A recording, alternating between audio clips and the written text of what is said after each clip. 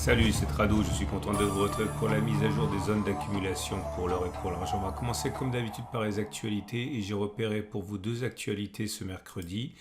La première actualité très intéressante en français, cela nous vient de Nicolas Perrin, comme très souvent lorsque c'est fort bien fait et bien documenté. Et on parle ici du rendement comparé de l'or et des matières premières. Clairement, Nicolas Perrin s'interroge sur le grand vainqueur des pressions inflationnistes actuelles.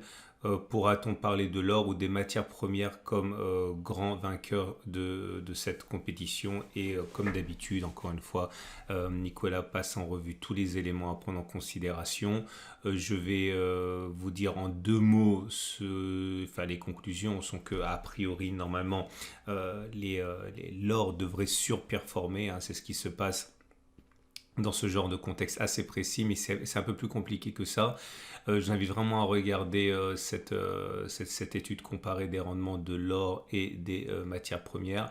Clairement, ce qu'il y a de pire comme scénario, c'est lorsque l'économie ne va pas trop mal. Dans ce cas, effectivement, les matières premières ont tendance à surperformer l'or, mais lorsque les choses commencent à devenir hors de contrôle, c'est l'inverse qui se passe. Bref, retrouvez cet article très bien fait sur le site de l'or et l'argent. Vous avez le lien juste en dessous de la vidéo pour vous y rendre. Et deuxième chose, c'est un article pour le coup là qui est en anglais, qui répond à la question de la déception par rapport à l'évolution de l'or. C'est une problématique qu'on a déjà abordée à plusieurs reprises. Pourquoi actuellement l'or ne performe pas davantage? On sait que c'est notamment à cause de la série de hausses décidées par les banques centrales, en particulier la Fed. Mais l'auteur de Forex Street explique en fait qu'il s'agit d'un cocktail avec au moins deux ingrédients. Le premier ingrédient, effectivement, c'est la hausse des taux. Plus le dollar est fort et plus l'or a tendance à baisser. Or, ce qui fait monter le dollar actuellement, c'est l'augmentation des taux d'intérêt aux États-Unis. Ça, c'est la première des choses. Mais une deuxième chose à prendre en considération, c'est les taux d'intérêt réels, c'est-à-dire les taux d'intérêt nominaux moins l'inflation. Bon, pour ceux qui ne connaissent pas le principe, l'idée est simple, c'est que ce qui compte en vérité, ce n'est pas les taux d'intérêt nominaux, ceux qui sont décidés par la Fed, ce sont les taux d'intérêt réels. Clairement, si vous avez un taux d'intérêt de 3% et qu'en même temps l'inflation est des 3%, vous voyez bien que ce que vous gagnez de manière nominale, en fait, passe à zéro lorsque vous parlez en termes réels. Vous gagnez 3% d'un côté, mais si tout coûte 3% de plus, eh bien, le rendement il est nul. Et l'idée, c'est que la hausse des taux d'intérêt est un phénomène établi, mais étant donné que l'inflation s'accélère, les taux d'intérêt nominaux ne sont pas aussi impressionnants que cela lorsque l'on passe en taux d'intérêt réel. Clairement, les taux d'intérêt réels ont tendance à être encore très faibles, ce qui est normalement favorable à l'or.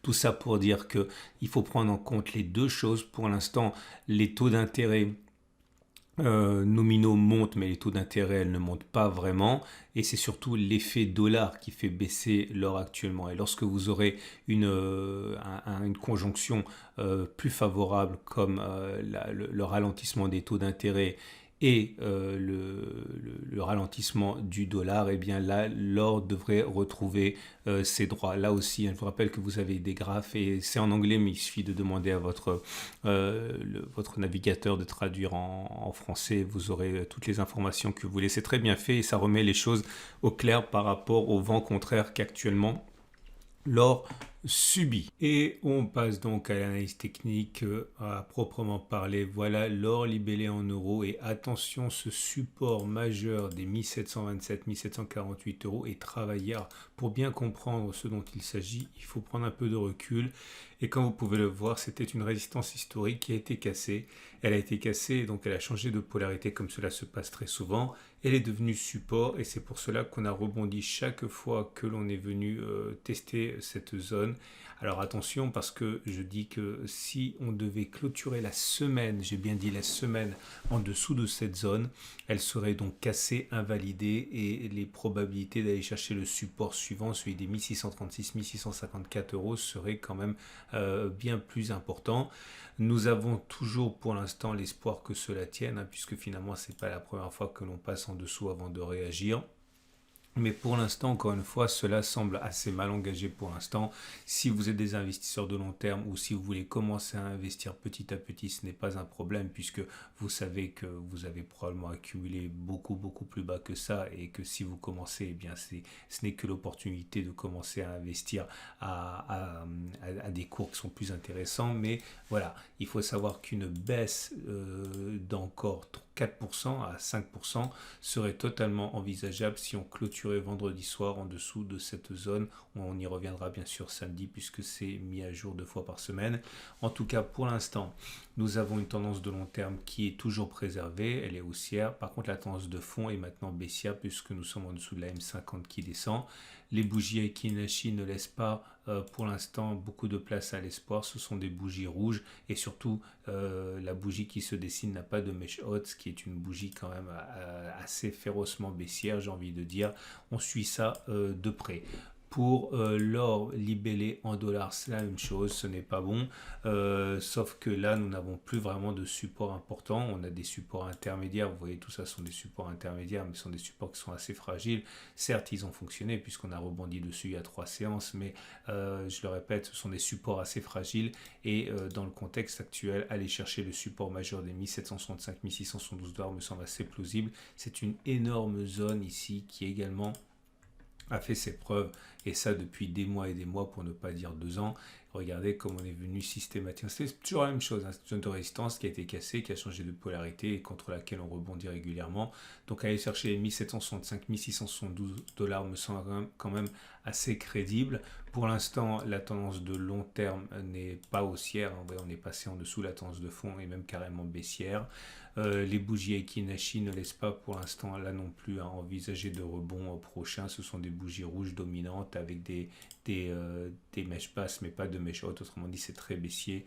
Donc à court terme, il faut encore une fois s'attendre à ce qu'une baisse à minima de 2,5% soit au rendez-vous. Mais là aussi, hein, si vous êtes américain et que vous investissez en dollars, pour le long terme, c'est pas vraiment c'est pas vraiment important puisque vous avez eu des zones d'accumulation exploitées déjà beaucoup plus bas.